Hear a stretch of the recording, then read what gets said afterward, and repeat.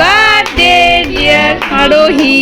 হঠাৎ করেই পেয়ে গেছিলাম একটা জন্মদিনের নিমন্ত্রণ, মানে পাশের বাড়ি কাকিমার মেয়েরই জন্মদিন ছিল। কাকিমা স্ট্যাটাস দিয়েছিল আগের দিনকে, বাট আমি উইশ করব সেটা ভুলেই গেছিলাম, একদম মাথা থেকে বেরিয়ে গেছিলাম, যেহেতু ছেলেকে নিয়ে একটু ব্যস্ত থাকি সেই কারণে। পরে কাকিমা সাডেনলি আমাদেরকে 9:30 কি 10:15টার দিকে ডাকলো, বললো একটু আয়। তো বুঝতে পারিনি, একদম যেহেতু মাথা থেকে বেরিয়ে গেছিল। পরে গিয়ে দেখি যে বোনের বার্থডে সেলিব্রেশন চলছে। বোনের মা বাবা, মানে কাকিমা কাকু মাসি পিসে মশাই, বোনের দাদা, বোনের বৌদি, বোনের দিদা, এরকম অনেকেই উপস্থিত ছিল।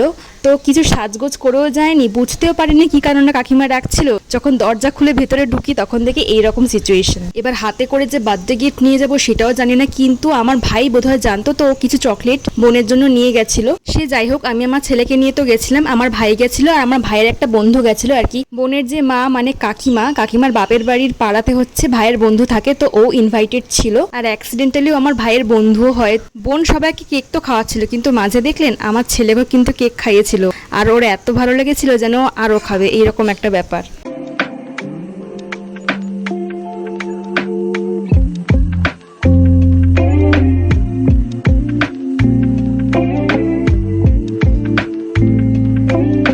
সবই ঠিকঠাক ছিল, কিন্তু মাঝখানে ওই যে বলেছিলাম না যে মাঝে মধ্যে একটু লোডশেডিং এর প্রবলেম হয় ট্রান্সফরমার পড়ে যাওয়ার কারণে। তো মাঝে মধ্যে দুটো টাইম মেনটেন করে যায়, রাতের দিকে একটা, সকালের দিকে একটা, বা ভোরের দিকে এই রকম। তো হঠাৎ করে কারেন্ট চলে গেছে, কিন্তু পার্টি তো জারি হ্যাঁ, পার্টি তো বন্ধ হয়নি, পার্টি চলছে। আর এখানে কেক আর পায়েসের ব্যবস্থা করেছিল ওনারা। বোনের জন্মদিনে মোট 2টো কেক আনা হয়েছিল। যে কেকটা বোনের মাসি কাটছে সেই কেকটা কিন্তু ভীষণ টেস্টি খেতে ছিল, আমন্ড কুচি কুচি করে দেওয়া ছিল সাইড থেকে, দারুণ খেতে ছিল ওইটা। যেহেতু রাত প্রায় অনেকটাই হয়ে গেছিল আর ছেলের ঘুমানোর টাইম হয়ে গেছিল বলে আমি কেক আর পায়েস খেয়ে চলে এসেছিলাম। আর সাথে বাবা আর মায়ের জন্য আমার কাকিমা 2 পিস কেক আর একটু পায়েস পাঠিয়ে দিয়েছিল কৌটোয় করে। কিছুক্ষণ পরে দেখি কাকিমা আমার ভাইয়ের হাত দিয়ে আলু বিরিয়ানি আর মাটন কষা পাঠিয়েছিল, যেটা আমার খেতে খুবই ভালো লাগে। আমার তো ভীষণ ফেভারিট বিরিয়ানি, সবারই ভীষণ ফেভারিট। তো শনিবার ছিল ওই দিনকে, অ্যাকচুয়ালি কাকিমার মেয়ের বার্থডে ছিল শনিবার দিনকে, যেহেতু শনিবার নিরামিষ খাই তো ওই দিনকে খাইনি, ভেবেছিলাম পরের দিন অর্থাৎ রবিবারেই খাবো। ভাই তো খেয়েই এসেছিল, তো বিরিয়ানি আর মাটনটা ফ্রিজে রেখে দিয়েছিলাম। এবার পরের দিন সকাল থেকে, অর্থাৎ রবিবার সকাল থেকে আজকে ব্লগটা শুরু করছি। চা আর বিস্কুট দিয়ে কিন্তু সকালটা শুরু করলাম। এই ব্লগটা আপনারা পাবেন মঙ্গলবার দিন সকাল 11টায়। আর আজকে কিন্তু আমাদের বাড়িতে একজন গেস্ট আসার কথা আছে। গেস্ট বলতে আমার মায়ের বান্ধবী, মানে আমার মাসি, সঙ্গীতা মাসি। আর ভাইয়ের তো এখন ডেইলি অফিস, মানে রবিবার ছাড়া। তো রবিবার যেহেতু টাইম পেয়েছে, সকাল সকাল এখন কম্পিউটারে গান চালিয়ে এনজয় করছিল। আর কোলে আমার ছেলে ছিল, ও তো মানে কম্পিউটারে গান দেখতে ব্যস্ত, কিছুতেই শোবে না, খেলবে না, সবসময় কোলে কোলে থাকবে আর এরকম গান দেখবে। তো আমার ভাই মজা করছিল ওর সাথে। পরে রান্নাঘরে এসে দেখি মা বিরিয়ানি গরম করছে আর মাটনটা হয়তো গরম করবে, বলেছে যে ব্রেকফাস্টে এটাই খেয়ে নিবি। তো ব্রেকফাস্টে বিরিয়ানি আর মাটন দেখে আপনারা নিশ্চয়ই অবাক হবেন। তো সকাল সকাল ব্রেকফাস্টে এটা খাওয়াও উপযুক্ত নয়, বাট যেহেতু বেঁচে গেছে আর গরমের দিন তো তাড়াতাড়ি খেয়ে নেওয়াই ভালো। তো ব্রেকফাস্টে এটাই নিয়েছিলাম। আর এখানে দেখছি দুধ জাল হচ্ছে। শনিবারে যদি নিরামিষ না খেতাম তাহলে ওই দিনকে বিরিয়ানিটা হয়তো খেয়ে নিতাম বা পারতামও না, কেননা অলরেডি আমি ডিনার করে নিয়েছিলাম, তারপরে কাকিমা পাঠিয়েছিল। রান্নাঘর থেকে সুন্দর বিরিয়ানি আর মাটনের গন্ধ পেয়ে আমি তো ছোঁচার মতো ছেলেকে নিয়ে চলে গেছিলাম রান্নাঘরে। এত সুন্দর সিরিয়াসলি গন্ধটা বেরোচ্ছিল। ছেলেকে মাঝখানে ভাবলাম একটু মিষ্টির জল খাই দিয়ে, যেহেতু সকালের ব্রেকফাস্ট করে আর এখন যেহেতু 7 মাস বয়সও হয়ে গেছে, তো এখন জল খাওয়ানো যেতে পারে, ওকে একটু মিষ্টির জলই দিই। তো ও তো খেয়ে নিল এখানে। আর এবার আমাদের খাওয়ার পালা। তো আমি মাটন একটু গ্রেভি নিয়ে এখন রাইসের সঙ্গে মিশিয়ে মুখে চালান করব। এরকম প্রায় কয়েকবারই হয়েছে যে আমি আগের দিনের বেঁচে যাওয়া বিরিয়ানি সকালে গরম করে ব্রেকফাস্ট হিসেবে খাচ্ছি, বা আগের দিনে কোথাও রেস্টুরেন্টে খেতে গেছি, বিরিয়ানি প্যাক করে এনেছি, তো আগের দিনকে খেতে ইচ্ছে হয়নি, পরের দিন আবার সকালে ওটা গরম করে খাচ্ছি ব্রেকফাস্ট হিসাবে। তো এটা একদম শরীরের জন্য ভালো না। তো যাই হোক, অনেক জ্ঞান নিলাম। এদিকে ব্রেকফাস্ট করতে করতে আমার মায়ের বান্ধবী, মানে ছোটবেলাকার বান্ধবী বলতে পারেন, মা যখন ক্লাস 9-এ পড়ে তখন এই বান্ধবীর সঙ্গে আলাপ। এক স্কুল এক কোচিংয়ে পড়েছে। মাসি এসেছিল, মানে সম্পর্কে উনি আমার মাসিই হয়। তো আমার ছেলের সঙ্গে এখানে এসে খেলতে শুরু করে দিয়েছিল। আর মা এখানে মাসিকে টিফিন করে দেওয়ার জন্য আমাকে বলে একটু পেঁয়াজ কাঁচা লঙ্কা কুচিয়ে ডিমটা ফেটিয়ে রাখতে, ডিম টোস্ট করে দেবে। তো মাসি তো একদম খেতে চাইছিল না আর একদম খাওয়া দাওয়াও কম করে। আর এই মাসি প্রায়শই আমাদের বাড়িতে আসে। তো আমার যখন 9 মান্থস বেবি শাওয়ার হয়েছিল, 9 মাসের সাথে, তখনও ইনি এসেছিলেন। বাট তখন আমি ভ্লগ করতাম না। যদি ভ্লগ করতাম তাহলে অবশ্যই আপনাদের সঙ্গে শেয়ার করতাম। মা এখানে পাউরুটির সঙ্গে 1 পিস 2 পিস মাটন দিয়েছিল, আবার দুধ চা দিয়েছিল। বাপরে বাপ, গ্যাসের একদম জোগাড় যাকে বলে। তো দুই বান্ধবীর এখানে গল্প চলছিল। আর যেহেতু গরমে এসেছিল তো এক ড্রেস পরে তো সারাদিন থাকা সম্ভব নয়। তো বললো যে কারোর নাইটি থাকলে দে, চেঞ্জ করে নি। তো নিজেও ভেবেছিল আনবে নাইটি, বাট আর আনেনি, কি মন হয়েছে। আর ওইদিকে মাসি তো পেঁয়াজ কাটছিল আর এদিকে রান্না বান্না হবে। তো কি রান্না বান্না হবে সেটা দেখিনি, অবশ্যই কিন্তু মাটন হবে, কারণ রবিবার প্রত্যেকটা বাঙালি বাড়িতে চিকেন বা মাটন কিছু না কিছু হয়। আর আমাদের বাড়িতে যেহেতু গেস্ট মানে আমাদের মাসি এসেছে, তো মাটন তো অবভিয়াসলি হবেই হবে।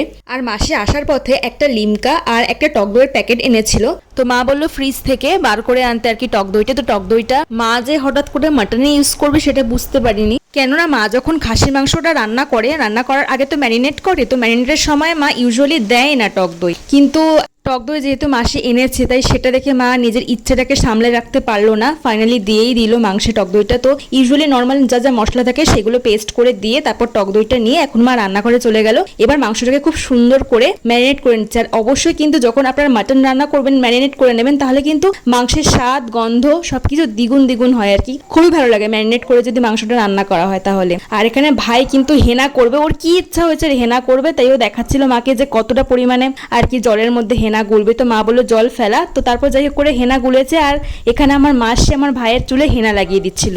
আর আমার ভাই তো এরকমই, যখনই তেল লাগানোর হবে তখন দিদিকে লাগবে নয় মাকে লাগবে। এখন হেনা লাগানোর হচ্ছে, তো মাসিকে মানে আর কি ডাকলো হেনা লাগিয়ে দেওয়ার জন্য।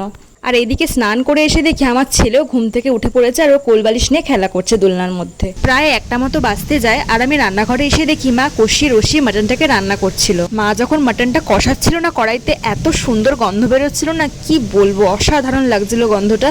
একদিকে মাটন হচ্ছিল আর একদিকে গ্যাসের ওভেনে ছেলের ডাল সেদ্ধ বসেছিল, ওর মধ্যে পটল গাজর একটু আলু বিনস এইসব দেওয়া ছিল। ছেলের খাবারটা মিক্সিতে পেস্ট করে নেওয়ার পর মা একটু ডালের জল দিয়ে খাবারটা পাতলা করে নিল। আর ছেলের এত খিদে পেয়েছিল তাই মাসি একটু করে ওকে খাইয়ে দিচ্ছিল।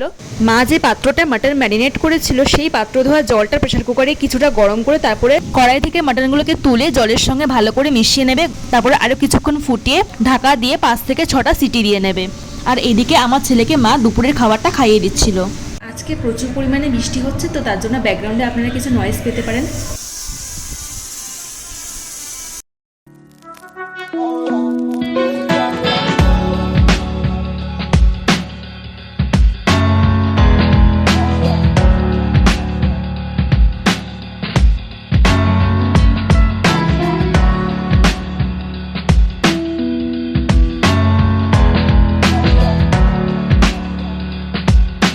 তো মাটনটা যে রান্না হচ্ছিল সেটার একটা সিনেমেটিক শট নিলাম আর ব্লগে একটু তুলে ধরলাম। আর এই যে মাটনটা মা বের করেছে, এটা আমি পাশের বাড়ি কাকিমাদের দিতে যাব এখন। যেহেতু মা সদ্য রান্না করেছিল মাটনটা, তার জন্য একটা পাত্রের মধ্যে মা মাটনের কন্টেনারটা দিল আর বললো জাগিয়ে দিয়ে আয় তাড়াতাড়ি করে। হ্যালো, আর একটুখানি, ঠিক আছে। কালকে আমার বার্থডে ছিল। হ্যাঁ, আর কিছু বলতে চাস? না, আমার 9 বছর একদিন। 9 বছর, হ্যাঁ। কাকিমার এই মেয়েকে মানে এই বোনকে আমি এত ছোট অবস্থা দেখেছি কি বলবো। তখন আমি স্কুলে পড়ি, আমি ওকে নিজের হাতেও কোলেও নিয়েছিলাম, তো সেগুলোই মনে পড়ছিল ওর সাথে কথা বলতে বলতে। আর এখানে এসে দেখি আমাদের ছোট্ট খুদে সদস্য চলে এসেছে। একটা ভ্লগে আপনাদেরকে দেখিয়েছিলাম, মেবি ডিসেম্বর কি জানুয়ারিতে যে ভ্লগটা আপলোড করেছিলাম, একটা ভ্লগ রয়েছে ওখানে দেখিয়েছিলাম। আমাদের বাড়ির পেছনে ছিল, তো তখন ও খুব নাদুস নুদুস ছিল। তো বাবা এখানে ছেলেকে নিয়ে এই গেটের সামনে ঘোরাঘুরি করছিল, কুকুরকে দেখাচ্ছিল। আর আমাকে মা বললো যে ফ্রিজ থেকে 2 রকমের চাটনি আছে, ওটা বার করে আনতে। তো এই 2 রকমের চাটনি এখন বার করে আমি নিয়ে যাবো। 2 রকম বলতে কি দুটোই আমের চাটনি ছিল। আর শেষ পাতে চাটনি খেতে কারি না ভালো লাগে, আর যখন মাংস ভাত হয় তখন চাটনি খাওয়ার ক্রেভিংসটা আরও বেড়ে যায় আমার মনে হয়।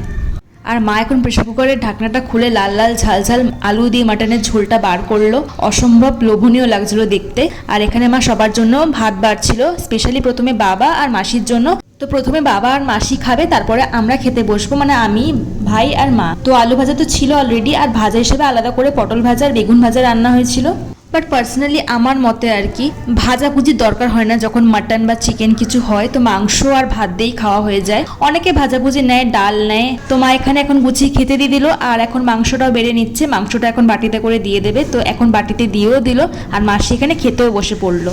মাসি তো একটু বেলায় এসেছিল, আর মা ডিম পাউরুটি তারপরে মাটন চা এইসব দিয়ে মাসির পেট ভার করে দিয়েছিল। এখানে ছেলের জলটা ফোটানো হয়ে গেছে, আর ছেলের জন্য আপেল সেদ্ধ বসেছিল, যেটাও বিকেল বেলায় খাবে। মাসি তো ওইদিকে ভাত কমা বলে পাগল করে দিয়েছিল। তো আমার বাবা বললো যে একটা দিনেরই তো ব্যাপার, একটু পেট পুড়ে খাবে। ওইদিকে মা ভাইয়ের ভাতটাও বেড়ে দিয়েছিল, আমি বসে গেছিলাম আর মাও বসে পড়বে। তো মা এখানে আমাকে মাটনটা দিয়ে দিল, আর আমরা বসে গেছে। এখনও আমার মাসির খাওয়াই হয়নি, তো এখানে আমি মাটনের ঝোলটা ঢেলে নিলাম। তো চলুন তাহলে এখন খাওয়া দাওয়াটা কমপ্লিট করে নিই।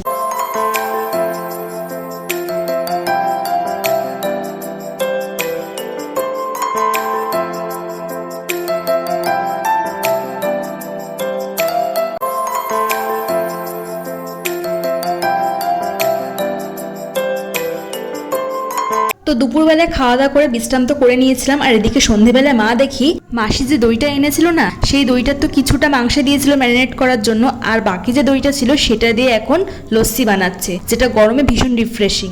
মা প্রথমে দইটাকে মিক্সিতে ভালো করে মিক্স করে নিয়েছে, মানে ফেটিয়ে নিয়েছে অ্যাকচুয়ালি। তো তারপরে একটু জল দিয়ে অ্যাডজাস্ট করে দিয়ে স্বাদ মতো নুন আর চিনি দিয়ে ভালো করে ডাল কাটা দিয়ে ঘুটে তারপরে আমাদেরকে সার্ভ করবে। প্রথমে মাসিকে দেবে, তারপরে এক এক করে আমরা খাবো, আর বাবার জন্য একটু রেখে দেবে, যেহেতু বাবা খেতে ভালোবাসে লস্যি তার জন্য। তো মা এখানে মাসিকে লস্যিটা এখন দিয়ে দিচ্ছে, যেহেতু মাসি বাড়ি চলে যাবে আর বেশিক্ষণ থাকবে না বলে লস্যিটা খেয়েই চলে যাবে, আর আমি এখানে লস্যিটা খেয়ে নিচ্ছি। লস্যির সব কিছু ঠিকঠাক ছিল, কিন্তু আর একটু চিনি হতো, মানে আর একটু মিষ্টি হতো, বাট ঠিক আছে। কোনটা এটা? ঠিক আছে, হ্যাঁ বাবা তো ভালোবাসে খেতে। মা লস্যি খেয়ে নেওয়ার পর বাবার জন্য একটু রেখে দিল, যেহেতু বাবা খেতে ভীষণ ভালোবাসে লস্যি। আর মাসিও এদিকে রেডি হয়ে দাঁড়িয়ে রয়েছে কখন বেরোবে, যেহেতু মা ঠাকুরকে শয়ান দিয়েছিল সেজন্য অপেক্ষা করছিল। তো এখানে ছোট্ট খুদে সদস্যটা মাসিকে সি অফ করছিল, মাও সি অফ করলো, আর আমি এদিকে সি অফ করে দিলাম মাসিকে। তো মাসি এখন সাবধানে বাড়ি চলে যাক, এটাই কাম্য। তো মাসি এখন চলে গেল বাড়ি, এখন 7:20 মতো বাজে, 7:30 অলমোস্ট বাজতে যায়। তো দেখে এখন কি করা যায়। ছেলে তো ওই ঘরে খেলছে আর ভাই একটু ফোনে কথা বলছে, আর আজকে একটু হাওয়া দিচ্ছে, ওয়েদারটা মোটামুটি ঠিকঠাক এখন লাগছে। ঝড় বৃষ্টি হতে পারে বা নাও হতে পারে, কোনো ঠিক নেই, কারণ দুদিন ধরে এরকম হাওয়া দিচ্ছে, ঝড় বৃষ্টি হওয়ার কোনো চান্সেস দেখছি না। দেখা যাক কি হয়। ঘড়িতে তখন বেজে গেছিলো প্রায় 11:15 মতন। তো কি করব, তো আমার চোখে না একটুখানি ইচিং প্রবলেম হচ্ছিল, হঠাৎ করে দেখি পরে ফুলেও গেল, তো কেন হচ্ছিল বুঝতে পারছিলাম না। আর এখানে এসি চলছিল বলে আমি দাঁড়িয়ে দাঁড়িয়ে পাগলের মতো এসির হাওয়া খাচ্ছিলাম। কি যে আমার ভীমরতি হয়েছিল জানি না। রাত তো অনেক হয়েছিল, তো ভাবলাম এসির হাওয়া খেলে শুধু হবে না, যাই রাতের ডিনারটা করি। ডাইনিং টেবিলে গিয়ে দেখি বাবা তো অলরেডি খেতে বসেও গেছিলো, শেষের পথে ছিল খাওয়া, আর মা তো এখানে ছেলেকে ধরেই রেখেছে। চলুন আমিও খাওয়াটা কমপ্লিট করে নিই। ভিডিওটা এত পর্যন্তই রাখলাম। ভিডিওটা কেমন লাগলো অবশ্যই কিন্তু কমেন্ট করে জানাবেন, আর হ্যাঁ চ্যানেলটিকে সাবস্ক্রাইব করবেন আর একটা লাইক করে ভিডিওটা দেখা শুরু করবেন। খুব ভালো থাকবেন, সাবধানে থাকবেন, দেখা হবে পরবর্তী কোনো ভিডিওতে। টাটা।